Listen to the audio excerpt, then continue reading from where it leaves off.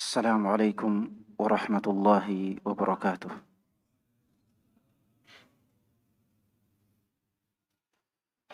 الحمد لله رب العالمين. الحمد لله الذي جعل في السماء بروجا وجعل فيها سراجا وقمرا منيرا، وهو الذي جعل الليل والنهار خلفة لمن أراد أن يذكر أو أراد شكورا. الحمد لله الذي أرسل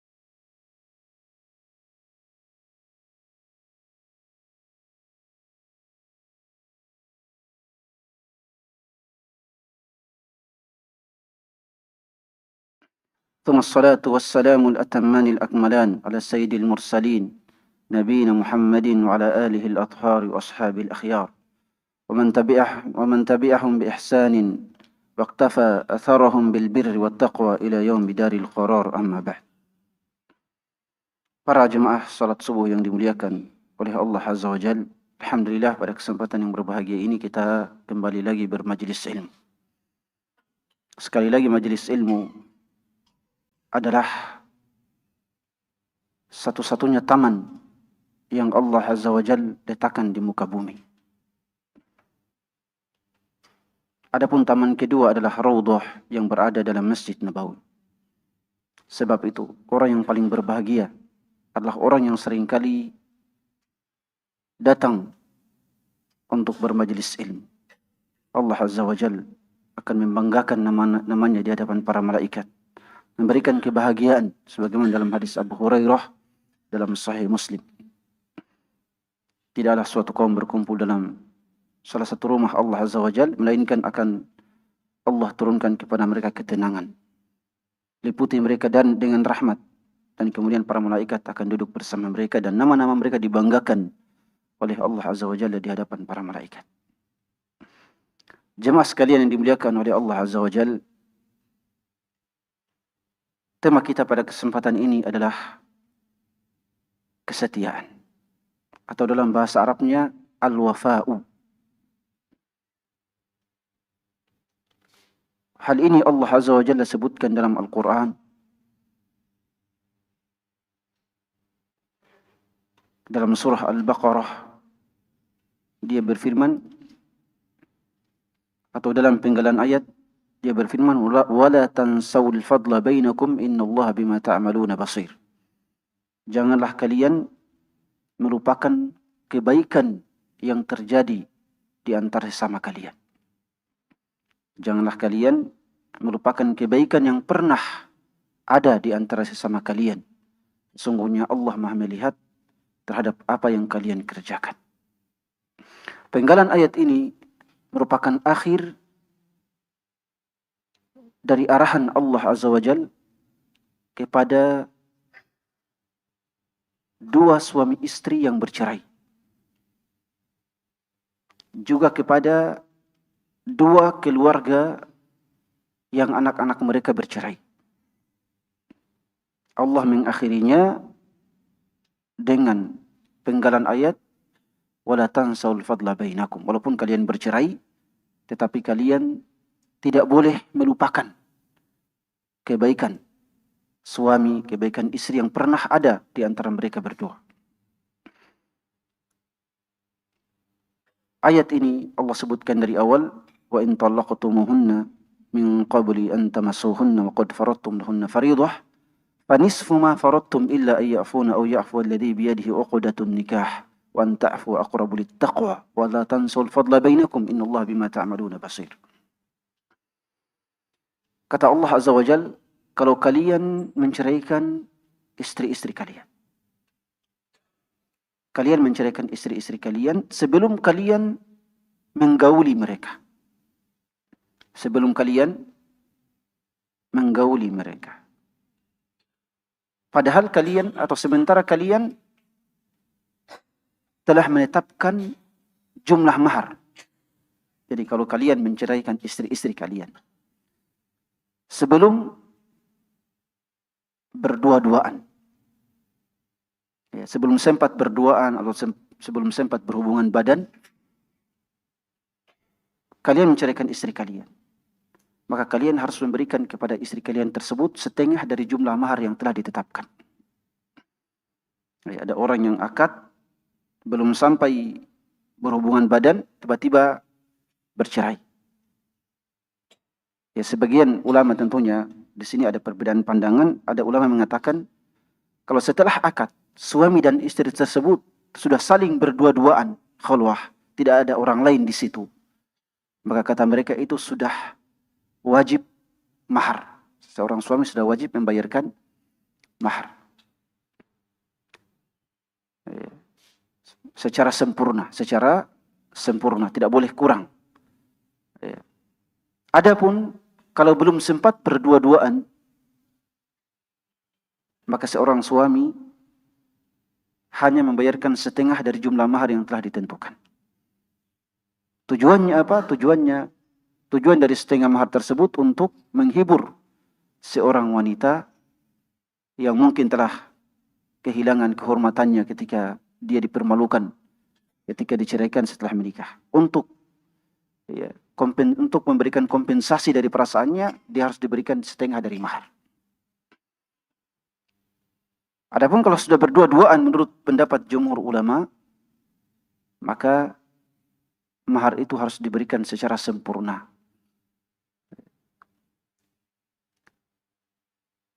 Kemudian Allah mengatakan kecuali kalau perempuan tersebut, istri-istri tersebut memaafkan suami-suami yang menceraikan mereka. Dia mengatakan tidak perlu berikan saya mahar. Atau wali mereka mengatakan tidak perlu memberikan kepada saya mahar. Jadi sekedar berduaan antara suami dan istri yang sudah menikah, itu sudah wajib diberikan mahar secara sempurna. Ini pendapat jumhur ulama. Ada sebagian ulama dalam mazhab Syafi'iyah dalam pendapatnya yang baru, beliau mengatakan kalau cuma berdua-duaan tidak wajib diberikan mahar seluruhnya. Kecuali kalau sudah berhubungan badan. Kalau sudah berhubungan badan, maka itu sudah diberikan mahar seluruhnya. Pendapat pertengahan yang disebutkan Syekh Abdul Aziz At-Turaifi adalah bahwa mahar secara sempurna tidak diberikan kecuali kalau suami istri itu sudah berdua-duaan dalam kondisi suami bisa berhubungan badan dengan istrinya. Jadi dalam kondisi berduaan, dalam keadaan suami bisa berhubungan badan dengan istrinya pada saat itu. Tapi baik berhubungan badan atau tidak pada saat itu, maka mahar tetap jatuh secara sempurna. Yang penting suami sudah punya kesempatan untuk berhubungan badan dengan istrinya. Baik suami melakukannya atau tidak, yaitu persoalan lain. Yang penting dia sudah punya kesempatan, maka dia wajib memberikan mahar secara sempurna. Itu pemahaman dari ayat ini. Tapi Allah Subhanahu wa taala mengatakan wa anta'fu aqrabu littaqwa. Kalau kalian memaafkan menghapus semua mahar tersebut, maka itu lebih dekat kepada ketakwaan. Wala tansaw, kemudian Allah berfirman, janganlah kalian melupakan kebaikan yang pernah terjadi di antara sesama kalian. Jadi ayat ini Allah munculkan dalam persoalan perceraian. Ini menunjukkan bahwa suami istri yang bercerai tetap tidak boleh melupakan kebaikan yang pernah terjadi di antara mereka berdua. Dan inilah yang ada dalam masyarakat para sahabat radhiyallahu anhu. Jadi kehebatan masyarakat para sahabat radhiyallahu anhu. Suami istri bercerai,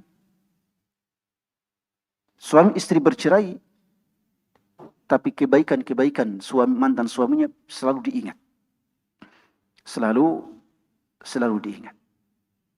Tidak pernah ada kebencian dalam diri mereka. Bagaimana caranya untuk menjaga kesetiaan? Kesetiaan di sini adalah tidak melupakan kebaikan. Caranya adalah tetap mengenang kebaikan-kebaikannya. Kemudian membantunya kalau diperlukan. Kalau ada mantan istri kita misalnya yang butuh bantuan, kita membantunya. Kenapa? Karena setelah ada hubungan kita di masa lalu, baik perceraian kita karena satu hal atau karena hal-hal tertentu, tapi yang namanya kebaikan tidak boleh dilupakan. Karena Allah berfirman, wala tansawul fadla bainakum. Janganlah melupakan kebaikan yang pernah terjadi di antara sesama kalian. Juga memaafkan. Ya, di antara konsekuensinya adalah memberikan maaf. Kalau sudah terjadi 1 tahun, 2 tahun, ya sudahlah, ini persoalan dunia. Ya, dan itu pun sudah lewat. Kalau begitu saya maafkan saja. Ini bagian dari mengingat kebaikan mantan istri, kebaikan mantan suami yang pernah terjadi di antara suami istri. Tetapi kesetiaan tentunya lebih luas cakupannya daripada sekedar lingkup perceraian. Kesetiaan bisa ada dalam hubungan suami istri. Ketika kita memiliki istri, maka kita harus menunjukkan kesetiaan. Dan kesetiaan suami istri itu diuji dengan adanya kekurangan salah satu di antara mereka. Istri memiliki kekurangan, disitulah kesetiaan suami diuji. Suami memiliki kekurangan, disitulah kesetiaan istri diuji. Kesetiaan di sini adalah menghargai kebaikan yang ada. Makanya Rasulullah SAW dalam hadis Abu Hurairah dalam Sahih Muslim, beliau bersabda, la yafruqu mu'minun mu'minah in kariha minha khuluqan radiya minha akhar. Kata Rasulullah, janganlah seorang suami membenci istrinya hanya karena melihatnya memiliki satu kekurangan. Hanya karena istrinya memiliki satu akhlak yang buruk.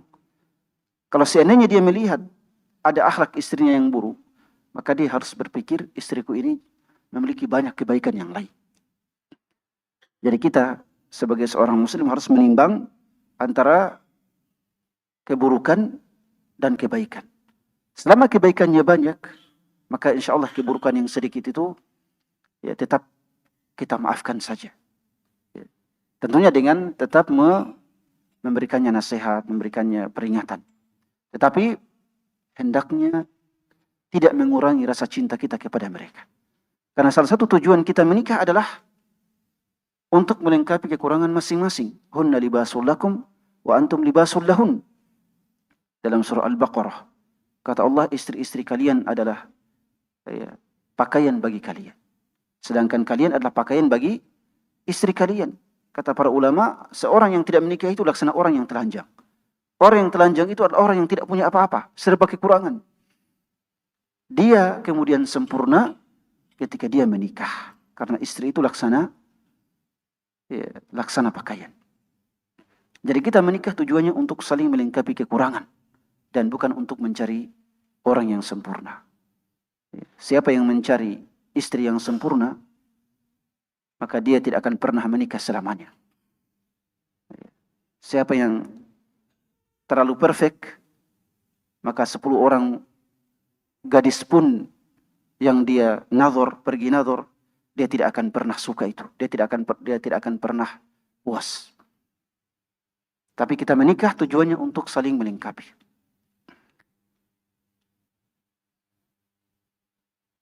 Bahkan kalau salah satu di antaranya sakit atau menua misalnya, maka misalnya istri sakit atau menua, maka salah satu di antara bentuk kesetiaan adalah tetap tidak menceraikannya. Ketika Saudah bintu Zam'ah radhiyallahu anha menua, sudah menopause, tidak lagi diperlukan oleh Rasulullah misalnya untuk berhubungan badan, ya. Saudah kemudian mengatakan kepada Rasulullah, saya menyerahkan pembagian bermalam wahai Rasulullah di rumahku itu, saya pindahkan saja ke Aisyah. Saya pindahkan saja ke Aisyah. Kenapa? Karena saya tidak butuh lagi engkau wahai Rasulullah. Saya sudah tua. Ya, saya sudah tua sedangkan engkau punya banyak istri. Ya, ini kesetiaan dari seorang Saudah. Tidak ingin merepotkan Rasulullah sallallahu alaihi wasallam. Engkau punya banyak istri, jangan lagi engkau direpotkan oleh diriku yang sudah tua. Jadi silakan, ya, bagian hariku itu saya pindahkan saja ke Aisyah radhiyallahu anha. Dalam riwayat lain, Saudah khawatir diceraikan oleh Rasulullah. Tapi itu tidak benar. Riwayatnya tidak sahih. Rasulullah sallallahu alaihi wasallam mustahil menceraikan wanita hanya karena wanita itu telah tua atau hanya karena wanita itu telah sakit. Itu bertentangan dengan akhlak Rasulullah sallallahu alaihi wasallam. Tentunya kalau seorang wanita melihat istrinya sakit-sakitan, ya boleh juga menikah, misalnya boleh juga menceraikannya sesuai dengan kesepakatan atau dengan maslahat, sesuai dengan maslahat yang dia lihat. Tapi intinya kalau diceraikan, maka diceraikan dengan baik-baik, diberikan nafkah dan sebagainya. Tapi kalau dia mau setia, mungkin dia tetap menikah dengan yang lain, tapi tetap juga menjaga istrinya, misalnya yang sakit atau yang telah tua, yang tidak bisa lagi melayaninya, maka itu juga merupakan hal yang baik. Itu juga merupakan hal yang baik. Diceritakan oleh Syekh Umar Al-Muqbil dalam bukunya Al-Qawaid, Qawaid Qur'aniyah. Beliau mengatakan ada seseorang yang menceraikan istrinya. Tapi lantaran baiknya orang ini, ketika dia ceraikan istrinya tersebut tetap dia tempatkan di apartemennya. Dia mengatakan, saya ceraikan, tapi engkau tetap tinggal di apartemenku. Saya punya banyak apartemen, saya tinggal di tempat lain, Anda tinggal di sini. Dia bayarkan kemudian pembayaran airnya, pembayaran listriknya. Itu mantan istri. Ini merupakan bagian dari kesetiaan walaupun telah bercerai. Kemudian kesetiaan juga di antara suami istri tetap harus ada sampai salah seorang di antara mereka meninggal. Itu harus ada. Dan kesetiaan ini bisa dilihat dari misalnya seorang istri tidak lagi mau menikah setelah suaminya meninggal. Atau seorang suami tidak mau lagi menikah setelah istrinya meninggal. Walaupun ini salah satu jenis kesetiaan yang khusus, tidak bisa tidak bisa dilakukan oleh semua orang. Tapi ini juga merupakan gambaran kesetiaan.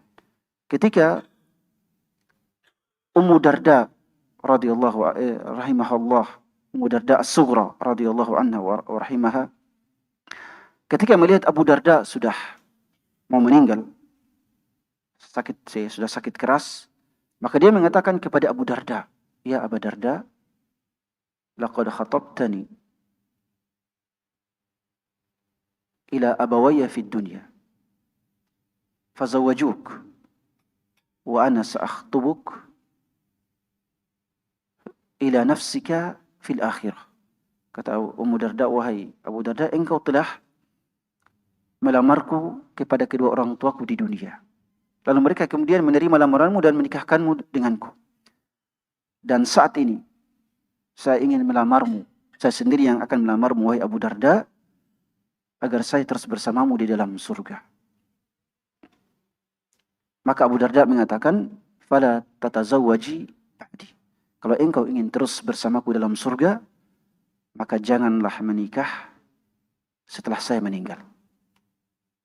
Kenapa jangan menikah setelah saya meninggal? Diriwayatkan dalam Tarikh Dimashq, Ibnu Asakir meriwayatkan dari beberapa sanadnya dari Abu Darda bahwa beliau mengatakan Rasulullah SAW bersabda, al-mar'atu li akhiri zawjiha. Seorang istri itu diperuntukkan di surga untuk suami yang terakhirnya.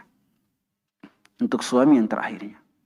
Hudzaifah ibn Yaman, sebagaimana diriwayatkan oleh Al-Baihaqi dan juga At-Tahawi, ketika mau meninggal dia berkata kepada istrinya, in syi'ti alla tazawwaji, in syi'ti an takuni zawjati fil jannah fala tazawwaji ba'di.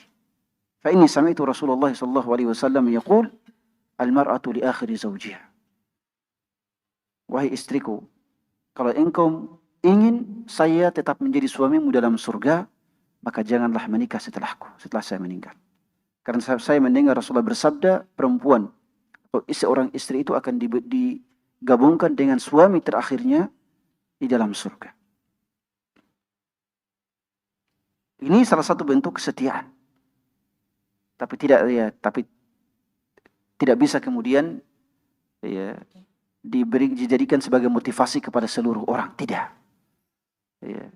Ini kalau seandainya mau berjanji, ya, kalau meninggal salah satu tidak usah menikah, itu hak setiap pasangan suami istri.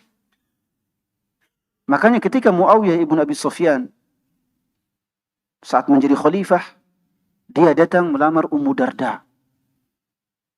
Ummu Darda wanita yang sangat cantik di zamannya. Khalifah Muawiyah datang dari negeri Syam, dari Damaskus, untuk melamar Ummu Darda. Tapi Ummu Darda mengatakan kepada Muawiyah, "Ya Muawiyah, inni ahadtu Abu Darda'i ahdan, alla atazawwaj ba'dahu." Wahai Muawiyah, saya telah berjanji dengan Abu Darda, berjanji setia untuk tidak lagi menikah setelahnya. Maka Muawiyah kemudian menasihati Ummu Darda, "Wahai Ummu Darda, ya Ummu Darda, alaika bisyam." Wahai Ummu Darda, karena engkau masih muda dan tidak mau lagi menikah, maka hendaknya engkau memperbanyak puasa. Hendaknya engkau memperbanyak puasa, wahai Ummu Darda. Ini nasihat dari seorang Muawiyah yang ditolak lamarannya. Jadi kalau ditolak lamarannya, jangan terlalu sedih. Banyak wanita, banyak akhwat. Jangan terlalu sedih. Banyak wanita di dunia ini. Kalau ditolak lamaran, pindah melamar wanita yang lain. Atau sebelum melamar wanita lain, nasihati dulu wanita yang engkau lamar. Nasihati dulu dengan nasihat. Bukan nasihat kesal, bukan. Nasihat. Seperti Muawiyah radhiyallahu anhu yang menasihati Ummu Darda. Bahkan kalau salah satunya meninggal, harus ada tetap bentuk-bentuk kesetiaan. Kalau salah satu pasangan meninggal, harus ada bentuk kesetiaan yang ada dalam kehidupan orang yang masih hidup. Misalnya Rasulullah SAW ketika Khadijah meninggal, Rasulullah sangat setia dengan Khadijah. Bahkan Aisyah radhiyallahu anha dalam Sahih Bukhari sangat cemburu dengan yang namanya Khadijah. Padahal kan Khadijah itu wafat sebelum Rasulullah menikah dengan Aisyah. Tapi lantaran banyaknya Rasulullah menyebut Khadijah, Aisyah cemburu. Aisyah cemburu. Makanya juga para suami itu jangan terlalu menyebut nama wanita di hadapan istri. Dan istri juga jangan terlalu banyak menyebut nama orang lain. Apalagi nama ustadz di hadapan suami, tidak perlu disebut. Itu akan mendatangkan rasa yang tidak enak. Kata Aisyah radhiyallahu anha, "Ma ghirtu ala imra'atin din Nabi sallallahu alaihi wasallam ma ghirtu ala Khadijah. Halakat qabla an tazawwajani lima sami'tuhu yadhkuruha." Kata Aisyah, saya tidak pernah memiliki kecemburuan yang paling besar selain kepada Khadijah. Meskipun dia meninggal sebelum Rasulullah menikah denganku, tapi saya tetap cemburu kepadanya karena Rasulullah seringkali menyebut-nyebut namanya. Rasulullah seringkali menyebut-nyebut namanya. Bahkan Rasulullah sallallahu alaihi wasallam, kata Aisyah juga, "Wa in kana sallallahu alaihi wasallam la yadhbahu syah fayuhdi fi khalailiha ma wasi'ahun." Kata Aisyah, Rasulullah kadang-kala sengaja menyembelih satu ekor kambing, lalu kemudian dagingnya dia bagi-bagikan kepada teman-teman Khadijah yang masih hidup. Bayangkan. Jadi teman istri yang masih hidup, Rasulullah sembelihkan kambing lalu dibagi-bagikan dagingnya kepada mereka yang masih hidup. Ini kesetiaan Rasulullah kepada Khadijah radhiyallahu anha. Makanya Aisyah cemburu. Kenapa wahai Rasulullah, imra'atun ajuz? Wahai Rasulullah, dia adalah wanita yang sudah tua, sudah meninggal. Kenapa terus disebut-sebut? Ka'annahu lam yakun fid dunya imra'atun ghairaha. Kata Aisyah, seakan-akan wahai Rasulullah, tidak ada wanita di dunia ini selain Khadijah. Ini kecemburuan dari Aisyah radhiyallahu anha. Maka kemudian Rasulullah mengatakan, "Ya Aisyah, innaha kanat wa kanat, wa kana li minha walad." Khadijah itu adalah wanita yang sempurna. Dulu membantuku ketika saya berdakwah. Ketika saya kekurangan, dia adalah orang yang pertama kali menolongku, memberikan bantuan. Apalagi dia adalah seorang ibu satu-satunya wanita yang memberikan saya anak. Ya. Maka pantas saya cintai. Ya, pantas saya cintai. Tentunya Rasulullah menyebut-nyebut nama Khadijah karena dia telah meninggal. Karena dia telah meninggal sebelumnya. Ya, kalau seandainya Khadijah itu masih hidup, Rasulullah tidak akan menyebut-nyebut nama istrinya di hadapan istri-istri yang lain. Itu merupakan adab Rasulullah SAW. Beliau tidak akan pernah, beliau tidak akan menyinggung istrinya dengan menyebut-nyebut istrinya yang lain. Ya, beliau tidak akan melakukan itu untuk menjaga keseimbangan antara istri-istri beliau agar tidak cepat merasa cemburu. Kesetiaan, para jemaah sekalian, juga tidak hanya ada dalam pasangan suami istri, tapi juga antara kita yang sesama kawan, sahabat-sahabat kita. Kita juga harus menunjukkan kesetiaan. Tentunya kesetiaan yang paling mudah adalah saling membantu. Ada yang kekurangan, kita bantu mereka. Ada yang mendapatkan musibah, kita bantu dan doakan. Itulah bentuk kesetiaan. Tapi ada juga kesetiaan yang membutuhkan pengorbanan. Pengorbanan yang besar.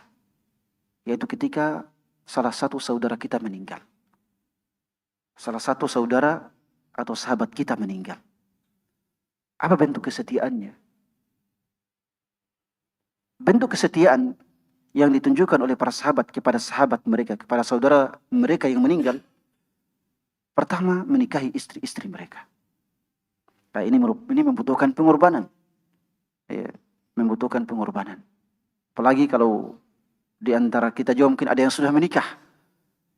Terus saudaranya meninggal, saudara sekandungnya meninggal dan meninggalkan seorang istri. Maka saat itu salah satu bentuk kesetiaan para sahabat kepada saudara mereka adalah menikahi istri saudara mereka. Kenapa? Pertama sebagai bentuk kesetiaan. Ini istri saudaraku. Saudaraku telah meninggalkan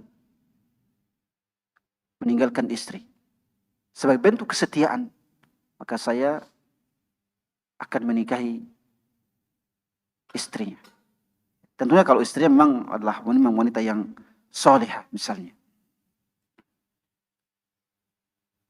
Kedua, karena mengingat anak-anaknya. Anak-anak saudara kita. Itu adalah laksana anak-anak kita. Kalau kita telantarkan, atau istrinya menikah lagi dengan lalu anak-anaknya ditelantarkan dan kita tidak peduli, itu merupakan menjadi dosa bagi kita. Karena mereka adalah anak-anak kita. Kita harus juga berikan nafkah kepada mereka. Kita juga harus berikan nafkah kepada mereka. Karena kewajiban nafkah itu ketika saudara kita meninggal dan dia meninggalkan anak-anak, kewajiban nafkah juga dibebankan kepada kita. Kewajiban nafkah untuk anak-anak, kepada keluarga suami. Maka daripada mereka terlantar, para sahabat mengatakan, saya akan menikahi istri saudaraku. Agar anak-anaknya terdidik di dalam rumahku, di bawah pembinaanku. Makanya dalam sejarah para sahabat radhiyallahu anhum, itu bukan hal yang aneh. Seorang suami meninggal, istrinya dinikahi oleh saudaranya. Itu bukan hal yang aneh. Misalnya Ummu Kulthum bintu Ali ibn Abi Thalib radhiyallahu anha. Ummu Kulthum bintu Ali dia dinikahi oleh Umar ibn Khattab. Ketika Umar meninggal, dia dinikahi oleh sepupunya yang bernama Abdullah ibn Ja'far ibn Abi Thalib. Ketika Abdullah ibn Ja'far meninggal, kemudian dinikahi oleh saudaranya yang bernama Muhammad. Ketika Muhammad meninggal, Ummu Kulthum dinikahi oleh saudaranya yang lain yang bernama Aun. Ada 3 bersaudara yang menikahi satu wanita.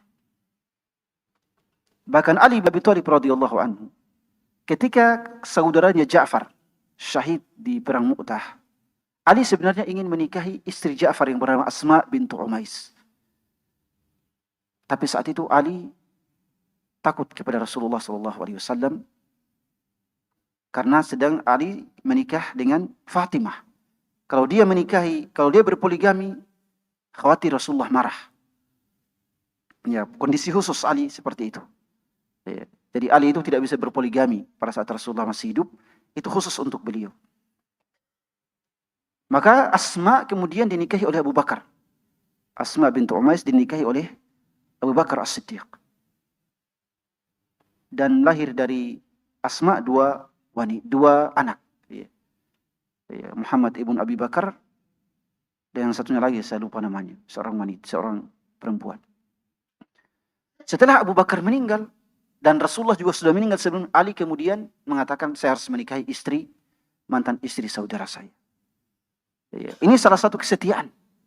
Bukan hanya istri saudara, bukan. Bahkan istri sahabat kita. Itu ya salah satu bentuk, ya tidak mesti juga dijadikan motivasi. Tapi itu juga bisa menjadi salah satu opsi kesetiaan kita kepada salah seorang sahabat kita. Salah seorang saudara kita. Apalagi kalau istrinya masih muda. Dan kalau dia memiliki anak, maka anak itu jangan sama sekali melarang ibunya untuk menikah lagi. Atau anak-anak tidak boleh kemudian melarang ayahnya untuk menikah lagi.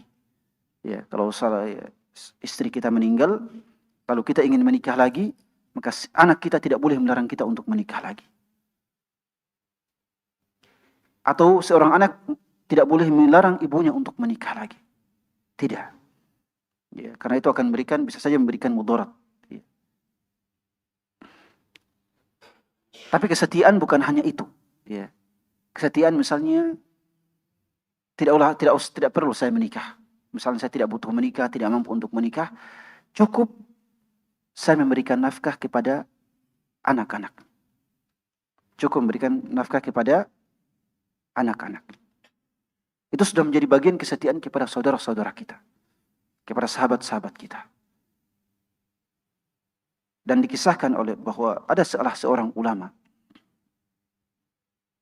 ada sahabatnya yang meninggal. Apa yang dia lakukan? Dia kemudian setiap bulan datang ke rumah sahabatnya yang meninggal tersebut, kemudian meletakkan bantuan uang setiap bulan. Diletakkan di depan pintunya dan tidak ada yang tahu siapa yang meletakkan bantuan tersebut. Setiap bulan, selama 20 tahun. Selama 20 tahun. Ini merupakan bentuk kesetiaan, setia kawan. Ya. Ada juga seorang ulama yang hidup di suatu kota. Yang kalau nggak salah kotanya Manister, bukan Manchester sana, bukan. Manister yang berada di Tunisia. Dia mendengar di kota yang lain ada sahabatnya yang meninggal. Dia mengatakan sahabatku ini meninggalkan anak-anak yang masih kecil. Kalau begitu saya pindah dari kota ini ke kota sahabatku tersebut dan sayalah yang akan menafkahi seluruh anak-anak. Ini bentuk kesetiaan. Ya, tentunya kita ya mungkin ada yang tidak mampu dan sebagainya. Minimal ya, anak-anak sahabat kita yang telah meninggal, sebagai bentuk kesetiaan kita kepadanya, ya kita berikan bantuan. Bukan ya tidak mesti kemudian setiap hari kita berikan bantuan. Ya. Ketika kita mampu, kita berikan bantuan, kita berikan hadiah. Itu merupakan bentuk kesetiaan. Ya. Itu merupakan bentuk kesetiaan. Dan salah satu bentuk kesetiaan juga adalah kesetiaan ya, kepada sekolah kita, kepada lembaga kita, kepada institusi kita, kepada ormas kita juga misalnya. Mereka telah mengajarkan kita ilmu agama. Mereka telah memberikan kita semua kesempatan untuk beramal soleh. Bahkan mungkin di antara mereka ada yang membesarkan nama kita. Maka salah satu bentuk kesetiaan adalah tetap setia, memberikan bantuan, memberikan arahan-arahan, memberikan sumbangsih kepada sekolah tersebut atau lembaga tersebut atau ormas tersebut. Karena mereka telah berjasa kepada kita. Maka janganlah kalian melupakan kebaikan-kebaikan yang pernah terjadi di antar sesama kalian. Jadi wala tansawul fadla bainakum. Janganlah kalian melupakan kebaikan yang pernah ada di antara sesama kalian. Ini juga terjadi antara seorang anak dengan orang tuanya. Ketika orang tuanya meninggal, seorang anak harus menunjukkan kesetiaannya kepada kedua orang tuanya. Dengan terus mendoakannya, ya, dengan bersedekah atas namanya, ya, dengan terus menziarahi dan bersilaturahim dengan saudara-saudara dan sahabat-sahabat orang tua kita. Karena Rasulullah dalam Sahih Muslim bersabda, "Inna min abarril bir an yassila al-mar'u ahla wuddi abih." Sungguhnya kata Rasulullah, kebaktian di antara kebaktian yang paling besar seorang anak kepada kedua orang tuanya adalah dia menyambung tali silaturahim dengan kerabat ayahnya, dengan sahabat-sahabat ayahnya. Ini merupakan bentuk kesetiaan kepada kedua orang tua kita. Kita tetap harus menjaga silaturahim dengan sahabat-sahabat mereka, dengan saudara-saudara mereka, dengan kerabat-kerabat mereka. Oleh sebab itu, sekali lagi, janganlah melupakan kebaikan yang pernah ada di antara sesama kalian, dan selalu ingatlah firman Allah Azza wa Jalla, "Wala tansawul fadla bainakum. Innallaha bima ta'maluna basir." Janganlah kalian melupakan kebaikan-kebaikan yang pernah ada di antara kalian. Sesungguhnya Allah Maha melihat apa yang kalian kerjakan. Di akhir ayat ini menjadi penegasan bahwa kesetiaan itu Allah Azza wa Jalla akan selalu nilai. Allah Azza wa Jalla akan selalu lihat. Dan kesetiaan, tadi kita sudah sebutkan, kesetiaan antara kita semua tidak hanya pada saat kita masih hidup, tapi juga ketika salah seorang di antara kita sudah meninggal. Semoga Allah Azza wa Jalla menjadikan kita semua sebagai orang-orang yang setia. Ya, tidak mudah berkhianat. Ya. Allahumma amin. Ya, kalau ada pertanyaan dipersilakan.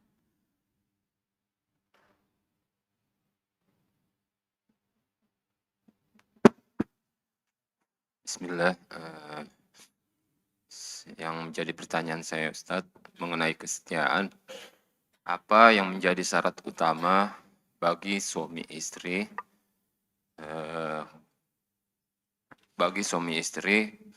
setia hingga jannah? Apakah hanya sebatas tali pernikahan saja? Ya, syukur, Ustaz. Untuk tetap setia sampai surga Allah Azza wa Jalla, pertama adalah kedua-duanya harus menjadi orang yang soleh. Kedua-duanya harus menjadi orang yang soleh. Karena kalau salah satunya soleh, sedangkan yang lain tidak soleh, salah satunya masuk surga, salah satunya masuk neraka, itu langsung terputus hubungan suami istri. Terutama wanita. Kalau seorang wanita masuk surga, suaminya masuk neraka, wanita itu langsung dinikahkan dengan anak, dengan manusia yang lain, dengan laki-laki yang lain yang masuk surga. Ya. Jadi syarat yang pertama adalah kedua-duanya harus menjadi orang yang soleh. Jelas ya, kedua-duanya harus menjadi orang yang soleh.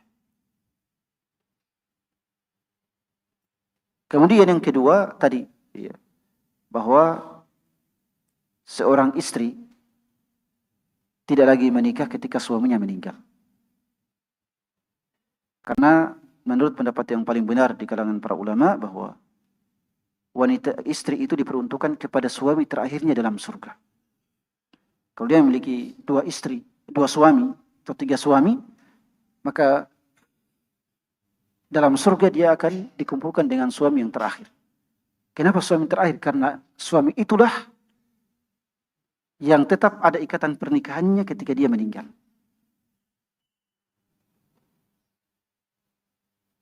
Adapun kita laki-laki, ya kita lebih leluasa. Kenapa? Karena kalau kita punya 3 istri, semuanya masuk surga. Ya, semuanya adalah milik kita. Semuanya adalah milik kita dalam surga. Jelas ya? Ya, jadi kalau istri kita meninggal, misalnya istri pertama meninggal, lalu kita menikah lagi, istri kedua, lalu semuanya masuk surga, istri pertama yang meninggal itu tetap digabungkan bersama kita dalam surga. Kenapa? Karena walaupun ikatan pernikahan di dunia terputus, tapi itu akan disambung kembali oleh Allah Azza wa Jalla di akhirat. Ya, karena ikatan suami istri, menurut pendapat yang paling benar, itu tidak terputus ketika salah satunya meninggal. Ketika istri kita meninggal, ikatan pernikahan tidak putus. Makanya ketika istri kita meninggal, kita boleh memandikannya. Kita boleh memandikannya. Demikian pula seorang suami meninggal, istri boleh memandikan suaminya. Kenapa? Karena tidak terputus hanya karena meninggal. Kapan terputus? Terputus ketika istri itu menikah lagi dengan laki-laki yang lain. Terputus di situ. Iya. Kemudian kalau istri kita bagaimana? Apakah terputus? Iya, tidak terputus. Jadi suami dengan istri, ketika suami kita istri meninggal misalnya, itu tidak terputus. Iya. Itu tidak terputus. Hanya saja karena dia sudah meninggal, maka kita tetap dibolehkan untuk menikah. Iya, untuk menikah. Dan dia tidak dianggap sebagai istri yang masih hidup. Artinya kalau ada seorang suami mengatakan saya mau menikah 4 istri, misalnya saya mau menikahi 4 istri, itu boleh. Walaupun ada istri kelima tadi, istri kelima yang sudah meninggal, jelas ya, itu tidak dianggap dia memiliki 5 istri. Ya, karena yang menjadi standar adalah yang hidup. Tetapi hubungannya dengan istri yang sudah meninggal, ya, istri pertamanya dari 5 istri, istri pertama yang telah meninggal, itu tetap terjaga sampai hari kiamat. Jelas ya itu, ya. Tapi istri dengan suami yang telah meninggal, itu bisa saja putus hubungannya ketika istri itu menikah lagi. Ya, jadi pertama adalah dua-duanya harus saleh. Yang kedua, kalau suami meninggal, maka istri itu tidak menikah lagi dengan laki-laki yang lain, karena Hudzaifah ibn Yaman dalam Syarah Mushkil Al-Athar, ya, disebutkan dia berkata kepada istrinya, kalau engkau ingin menjadi istriku dalam surga, maka janganlah menikah lagi setelahku, karena Rasulullah SAW bersabda, seorang istri itu diperuntukkan untuk suami terakhirnya. Oleh sebab itu kata Hudzaifah, istri-istri Nabi itu tidak lagi menikah setelah Rasulullah SAW wafat, karena mereka adalah istri-istri beliau dalam surga. Barakallahu fikum. Ya. Lagi. Ada yang bertanya lagi?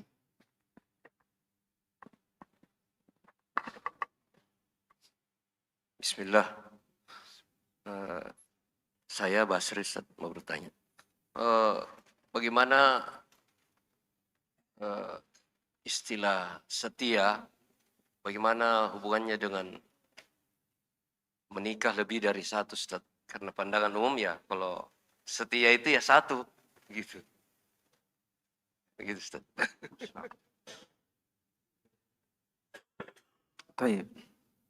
Masya Allah. Baik. Apakah menikah lebih dari satu istri? Apakah itu menunjukkan ketidaksetiaan?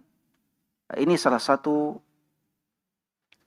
istilah wafa, kesetiaan yang dipelintir pada zaman sekarang, yang didistorsi. Ya, kesetiaan itu tidak dilihat dari apakah seorang laki-laki menikah lebih dari satu atau tidak. Ya, jadi standar kesetiaan itu adalah akhlak yang baik, adalah keadilan. Itulah kesetiaan. Jadi kesetiaan dalam berumah tangga itu dilihat dari akhlak yang baik, dan juga kalau beristri banyak dari keadilan. Kalau Anda berpikir kalau saya menikah saya tidak akan adil, maka lebih baik jangan menikah. Ya, jangan menikah lebih dari satu. Ya, cukup satu saja.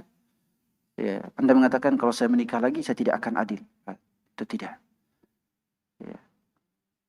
Oleh sebab itu, ya, kesetiaan ini telah ditunjukkan oleh Rasulullah SAW dan para sahabat. Ya, Rasulullah itu adalah orang yang paling setia. Rasulullah adalah orang yang paling setia. Ya. Dan orang yang paling baik kepada keluarganya, kepada istri-istrinya. Dari kesetiaan tidak hanya ditunjukkan beristri satu, tidak. Betapa banyak orang yang beristri satu tapi dia juga tidak setia. Banyak. Ya. Orang beristri satu tapi malah selingkuh. Banyak. Ya. Jadi lebih baik menikah banyak dan setia. Ya. Lebih baik menikah banyak dan kemudian berbuat baik kepada seluruh istri, adil, daripada kemudian beristri satu tapi tidak setia. Dan ini banyak terjadi.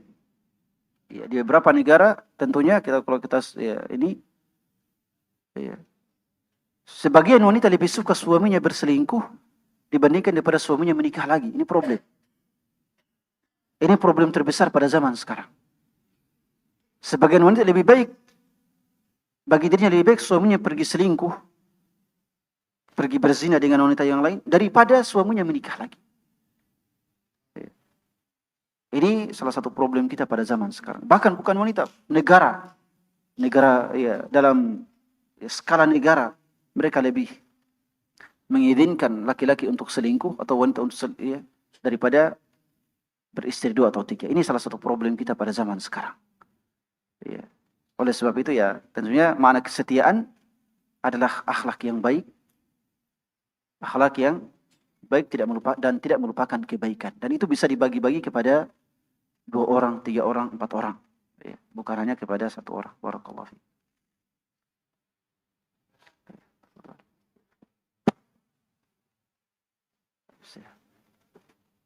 Apa Ustaz? Ya, Ustaz.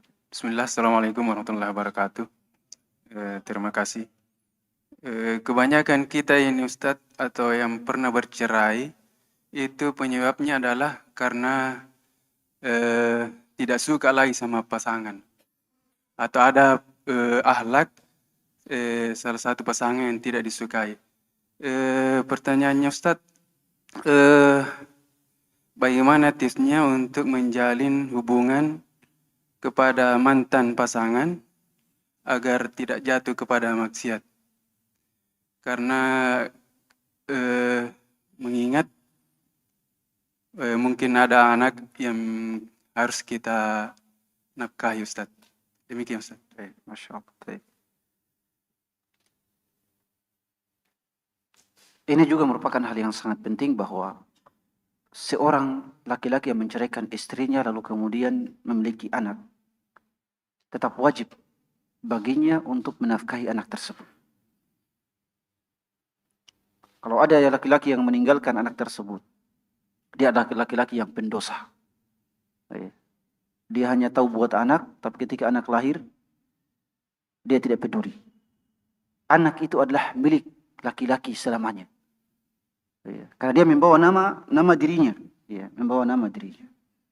Maka kalau ada seorang suami percaya dengan istrinya, anaknya dibawa oleh istrinya, dia kemudian tidak peduli, laki-laki tersebut adalah orang yang paling berdosa. Karena dia meninggalkan kewajiban memberikan nafkah kepada anak-anaknya. Oleh sebab itu, walaupun sudah bercerai, dia tetap harus memperhatikan nafkah. Dia harus kirimkan uang bulanan kepada anak tersebut. Nafkah kehidupannya. Karena itu kewajiban anaknya. Kalau anak itu menikah, dia menjadi walinya. Dia menjadi walinya. Oleh sebab itu, ini harus diperhatikan. Kemudian yang kedua, ketika menjalin hubungan dengan mantan istri untuk maslahat anak, itu tentunya dibolehkan. Tapi karena dia sudah bukan lagi istri kita, maka harus ada batasan-batasan. Batasannya artinya tidak perlu menghubunginya kecuali pada hal-hal yang penting. Kalau ada hajat dan keperluan baru dihubungi. Tapi kalau tidak ada hajat juga dihubungi, itu tidak diperlukan. Kenapa? Karena dia sudah menjadi wanita yang lain, bukan lagi mahram kita. Jadi sudah menjadi wanita yang asing, yang ajnabi. Ya, kita sudah anggap sebagai wanita yang ajnabi, tapi kita punya maslahat karena harus mungkin berkomunikasi dengannya untuk kemaslahatan anak kita bersama misalnya. Ya, jadi aturannya ketika berkomunikasi dengannya ya harus tetap menjaga ya, menjaga diri, menjaga adab, ya. Ya, dan menjaga adab secara umum ketika berkomunikasi dengan perempuan. Pertama, tidak berkomunikasi kecuali ada keperluan. Ya, tidak berkomunikasi kecuali ada keperluan, ada hajat. Ya, itu yang pertama. Ya. Kemudian yang kedua, ketika berkomunikasi tidak perlu berlebihan. Sesuai dengan hajat saja, sesuai dengan keperluan. Kalau sudah ada keperluan ya cukup, ya. Selesai. Jangan lagi ada embel-embelnya di situ. Tanyakan kabar yang lain-lain. Nah, itu bisa berbahaya. Seperti yang dilakukan oleh kebanyakan anak-anak muda kita pada zaman sekarang. Ya, saya istilahkan dengan pacaran online. Ya. Dia secara lahir tidak pacaran, tapi ketika WhatsApp-nya semuanya penuh dengan chatting dengan lawan jenisnya. Banyak itu. Ya. Memang secara offline dia tidak jalan dengan pacarnya, tidak. Tapi secara online banyak terjadi. Ya. Dibangunkan sholat malam, ya, ditanyakan sudah baca Quran atau belum dan sebagainya. Ya. Itu banyak kasus yang terjadi seperti itu. Ya. Jadi ini juga perlu anak-anak kita juga itu walaupun dia tidak pernah keluar rumah, kita harus perhatikan itu. Ya. Kita harus perhatikan. Sekarang namanya pacaran online banyak sekali. Ya. Barakallahu fikum wa jazakumullahu khairan. Saya kira demikian ya. Ada lagi? Ya.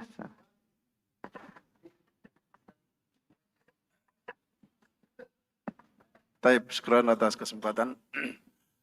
Tadi masalah pemberian mahar. Sebenarnya bagaimana tata cara pernikahan di zaman Nabi dibandingkan dengan kita sekarang terutama di Makassar. Ya, kalau dan yang secara di ikhwah saja kan penyerahan maharnya biasanya duluan sebelum berdua-duaan apa gitu. Iya, ya itu kan tadi bisa kalau dia kan bisa tidak diserahkan kalau bercerai itu gimana? Iya. Barakallah. Pernikahan di zaman Nabi itu simpel. Yang namanya akad di zaman Nabi itu kita akad sekarang juga boleh. Ya, misalnya ada orang tua mengatakan atau ada seorang laki-laki pemuda melamar seorang gadis kepada orang tuanya. Ketika selesai lamaran, saat itu juga menikah boleh. Bahkan menikahnya akad pada zaman Nabi yang namanya akad itu tidak perlu ada rame-rame. Cukup 2 saksi cukup. Ya, ada akad. Ya, menikah dimanapun boleh pada zaman dulu. Simple. Kalau zaman sekarang kan akad harus hadir semua kayak rapat saja ya. Kayak rapat. Ya sebenarnya tidak tercela juga ya. Baik juga karena ini momen yang paling penting ya. Tapi pada zaman Nabi itu hal yang paling sempit. Yang namanya akad itu hal yang paling sempit. Ya, tidak menyulitkan. Ya. Mau duduk dimanapun antara calon laki-laki dengan calon suami dengan calon mertuanya, dimanapun mau duduk, berada, ya, mereka bisa melaksanakan akad. Sangat simpel pada zaman dahulu. Ya. Penyerahan mahar itu tidak ditentukan waktunya. Penyerahan mahar itu bisa diserahkan sebelum menikah, bisa saat akad, bisa juga setelah akad, bahkan bisa diutang. Ya. Mahar bisa diutang. Ya, itu mahar ya. Tapi ya dalam budaya kita tidak ada yang namanya istilah utang mahar. Ya, tidak. Kalau begitu jangan ya. Jadi mahar itu bisa diserahkan di awal pernikahan seperti kita ya. Itu boleh, tidak ada problem. Bisa saat pernikahan, bisa saat setelah menikah. Itu yang namanya mahar.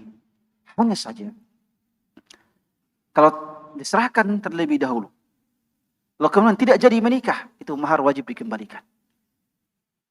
wajib dikembalikan semua.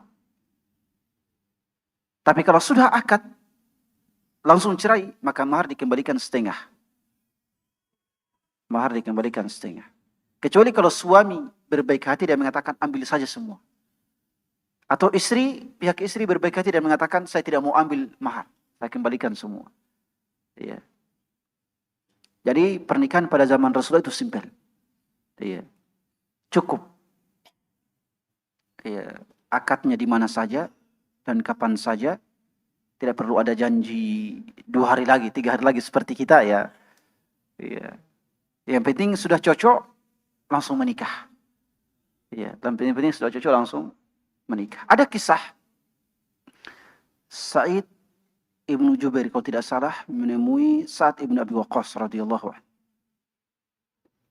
Kemudian Sa'ad diminta untuk menikahi seorang wanita. Saat kemudian menikah dengan wanita itu saat itu juga dengan walinya. Ketika saat pulang ke rumah dia ceraikan wanita itu. Dia ceraikan lalu kemudian dia kirimkan mahar yang telah disepakati. Dia kirimkan semua maharnya. Lalu kemudian dia mengatakan, saya ceraikan saja, saya tidak butuh istri. Itu sesimpel itu pada zaman Rasulullah SAW. Kemudian ditanya, kenapa? Seperti beliau mengatakan, saya tadi ditawari dan sangat tidak enak kalau saya menolak. Saya tidak enak kalau saya menolak. Memang ada beberapa sahabat. Itu kalau pergi ke suatu tempat, dia pasti akan ditawari wanita. Ada beberapa sahabat yang seperti itu. Ya. Memang kita di Kepulauan Buton itu, zaman dulu orang-orang tua kami, kan suka keliling kampung. Setiap kampung pasti ada istrinya. Itu orang zaman dulu itu. Ya. Dan itu sudah hilang mungkin beberapa puluhan tahun. Tapi pada zaman dahulu, itu kalau dia keliling, di setiap kampung pasti ada istrinya. Itu problem mereka juga pada zaman itu. Ya. Ya. Sama dengan sebagian sahabat selalu ditawar. Baik. Saat mengatakan, saya tidak butuh untuk menikah. Tapi karena tidak enak untuk menolak, maka saya menikah dengan tujuan untuk memberikan bantuan harta kepada putrinya. Ya, jadi dia kirimkan semua maharnya dan mengatakan, saya tidak perlu menikah. Tapi itu jangan dipraktekkan. Kenapa? Karena beda budaya. Beda budaya pernikahan. Ya, kita kan juga dibatasi oleh budaya. Budaya itu juga bisa menjadi sumber hukum dalam Islam. Ya, budaya bisa menjadi sumber hukum dalam Islam. Kalau budayanya akad itu harus ditentukan waktunya, itu sudah menjadi budaya. Anda juga tidak boleh menyelisihi hal tersebut. Jelas ya? Ya, Anda kemudian mengatakan pada zaman Rasulullah menikah itu simpel. Kalau begitu saya menikahkan anak saya saja dengan saya panggil satu orang, anak muda untuk mau menikah dengan putri saya, kini kita akad. Itu boleh saja, tapi lebih baik tidak perlu menyelisihi budaya kita. Jelas ya? Ya, tidak perlu menyelisihi budaya kita. Ya, jadi tentukan waktunya dan sebagainya. Ya, insyaallah semoga bisa dipahami. Barakallahu fiik. Waalaikumsalam.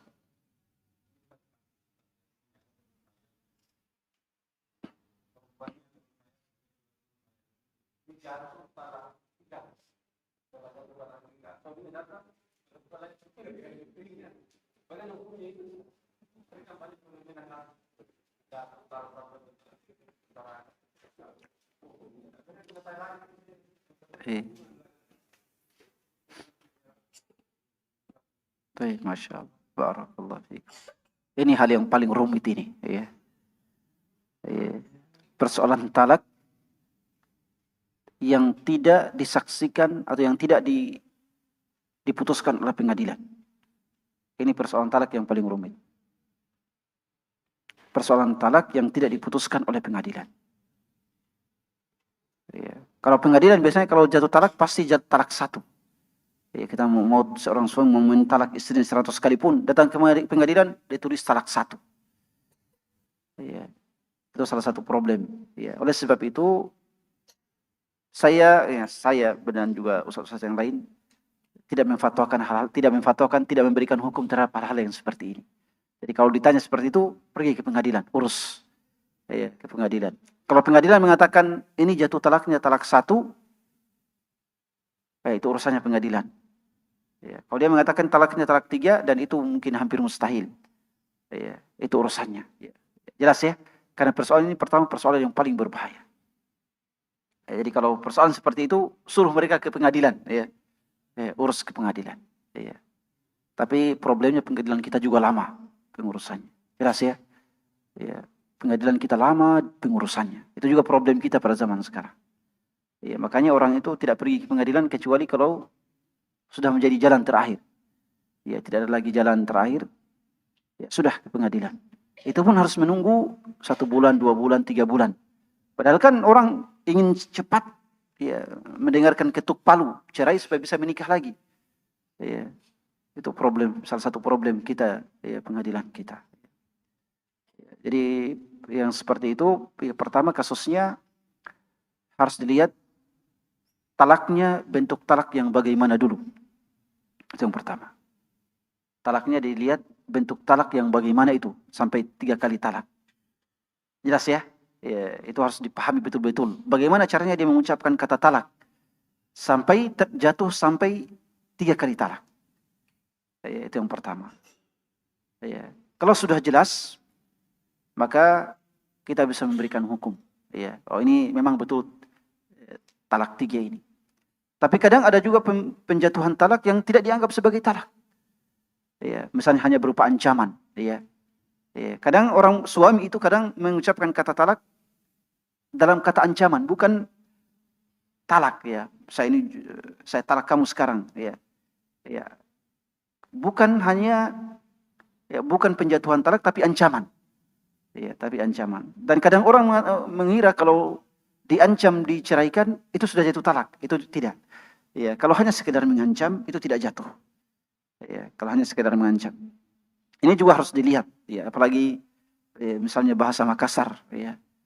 Kita bingung juga bahasa Makassar ini ancaman atau bukan ini. Ya. Ada beberapa hal itu. Ya.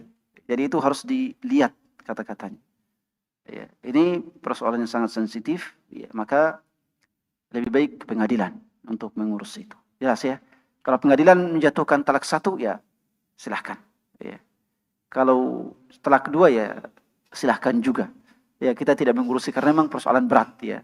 Persoalan berat dari mana? Pertama, kalau kita katakan jatuh talak 3, itu berat karena kita telah memisahkan antara suami dengan istri. Ya.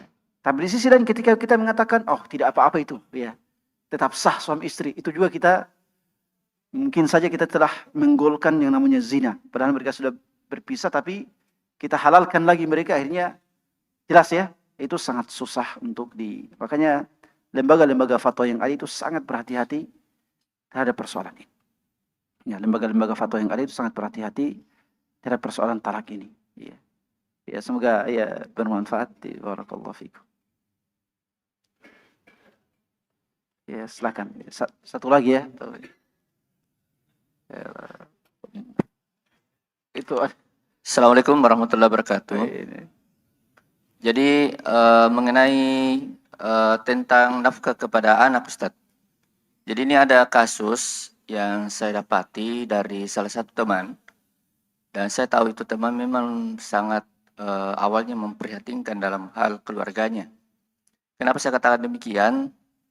Karena dia saat ini sudah 3 kali menikah. Bukan berarti dia poligami, tapi memang karena ditinggalkan oleh mantan-mantan istrinya karena hanya persoalan ekonomi dan juga persoalan mantan-mantan istrinya itu tidak mau taat dalam hal beribadah pada Allah. Nah, di istri pertama dan kedua dia meninggalkan seorang anak laki-laki. Cuma yang menjadi persoalan adalah sang laki-laki tersebut atau ayah ini mau memberi nafkah. Tapi saat ini dia sudah berada dalam posisi sebagai ASN. Dan tentu gaji daripada ASN itu sudah diterima oleh istrinya yang sekarang. Sehingga menjadi polemik bagi dia ketika dia memberikan nafkah kepada anaknya tanpa sepengetahuan istrinya. Maka itu juga apakah tidak berbohong? Tidak berdosa karena dia sudah membohongi istrinya.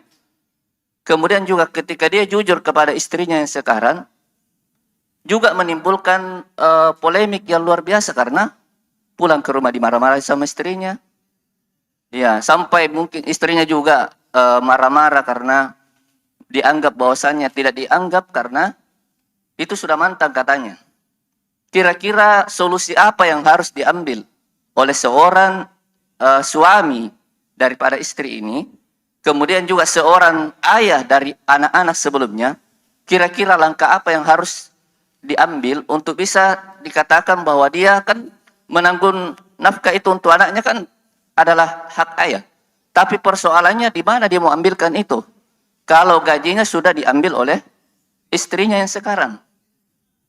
Nah ini ketika saya ditanya juga hal ini, saya juga bingung juga Ustaz. Makanya saya tanyakan kepada yang ahlinya dalam hal ini. Mungkin itu saja. Assalamualaikum warahmatullahi wabarakatuh. Waalaikumsalam warahmatullahi wabarakatuh. Baik, Masya Allah, ini problem ini. Jadi kalau ada gaji suami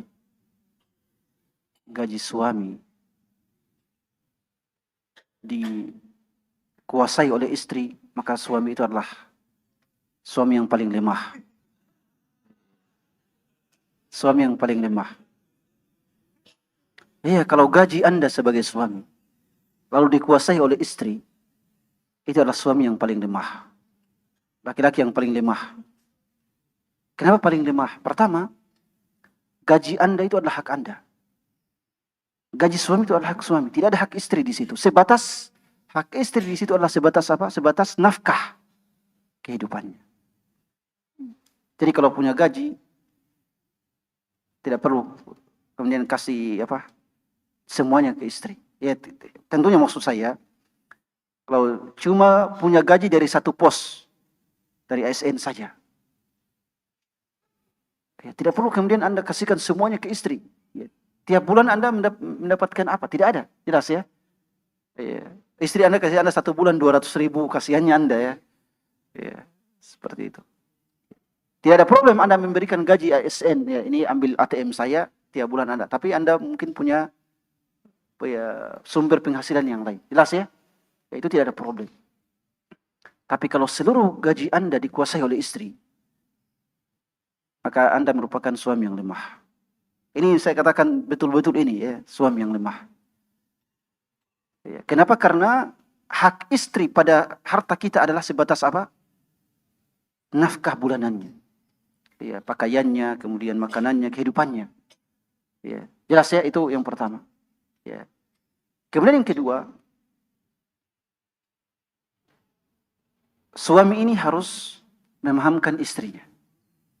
Suami ini harus memahamkan istrinya bahwa dia tidak hanya memberikan nafkah kepada istrinya yang ini, tapi juga kepada anak-anaknya.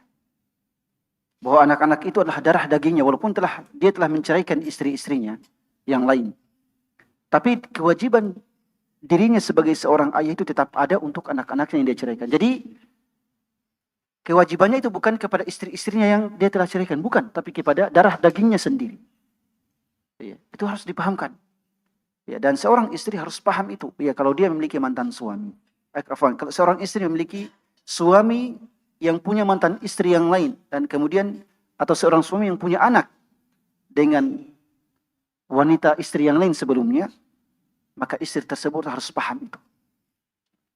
Harus paham bahwa oh ternyata dia tidak hanya memberikan nafkah kepada saya dan anak-anak saya, tapi juga dia punya anak yang lain yang harus dia nafkah. Ya. Bahkan dia harus membantunya. Seorang istri harus membantu suaminya dalam memberikan nafkah kepada anak. Ya. Kapan ada istri yang kemudian tidak mau suaminya memberikan nafkah kepada ya, misalnya anak tirinya, maka ini juga merupakan istri yang paling buruk. Ini istri yang paling buruk. Kenapa paling buruk? Karena dia menghalangi suaminya untuk menjalankan kewajibannya sebagai seorang ayah. Ini istri yang paling buruk. Jadi harus diajarkan itu ya, kalau bisa dipahamkan. Ya, tidak ada cara lain kecuali dipahamkan itu ya, bahwa suamimu ini ya, kewajibannya itu bukan hanya memberikan nafkah kepada kamu dan anak-anakmu, tapi dia juga punya anak yang lain yang harus dia berikan nafkah. Ya. Meskipun tentunya sedikit ya, kalau mungkin tidak mampu ya sedikit saja, mungkin setiap bulan 200.000. Yang penting dia tetap punya rasa tanggung jawab, memiliki rasa tanggung jawab bahwa anak-anak saya meskipun telah berpisah tetap saya berikan nafkah untuk mereka. Itu kewajiban bagi seorang ayah. Jadi seorang ayah itu baik dia masih bersama ibu anak-anaknya atau sudah bercerai dengan ibu anak-anaknya, kewajiban dia sebagai seorang ayah tidak akan pernah hilang sampai hari kiamat. Ya, kewajiban nafkah, kewajiban pembinaan, kewajiban nasihat, kewajiban arahan tidak akan pernah sampai dia meninggal atau anaknya meninggal. Ya, baik ibu mereka masih ada atau ibu mereka tidak ada. Ya, jadi itu harus dipahamkan ya, harus dipahami bahwa agama itu mengaturnya seperti itu. Ya, bahwa suami Anda ini juga punya kewajiban untuk memberikan nafkah kepada anak-anaknya. Ya.